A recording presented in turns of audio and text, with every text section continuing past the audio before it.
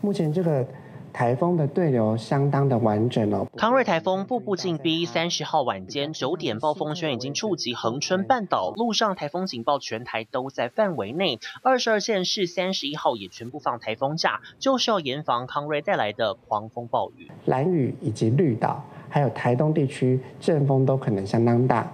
普遍都有可能会出现阵风达到12级以上哦。周三晚上，北东雨势加剧，沿海风浪变大。周四暴风圈逐渐影响各地，北东风雨强，尤其东部要严防豪雨。而台风中心最可能登陆花莲以南地区，台东的几率最高。周五清晨，台风过山，中南部转迎风面要留意短延时强降雨，特别要注意迎风面的雨量，恐怕紫爆。风切比较大，或者是甚至底层是有一些干空气有逐渐在溢入当中哦，所以在西侧的这个对流有逐渐减弱的趋势。康瑞靠近台湾过程可能受到地形影响，路径稍有摆荡，甚至强度可能稍微减弱，还是要再观察。但即使如此，风雨还是可能很惊人。宜花山区总雨量上看1200毫米，台东双北山区也可能来到800毫米。而康瑞也是继赫伯台风后20多年来最胖台。1996年的赫伯台风暴风圈达到350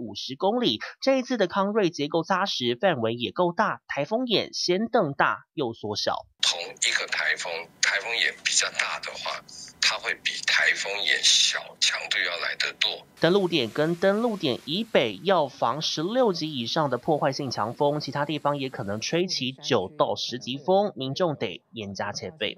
TVBS 新闻综合报道。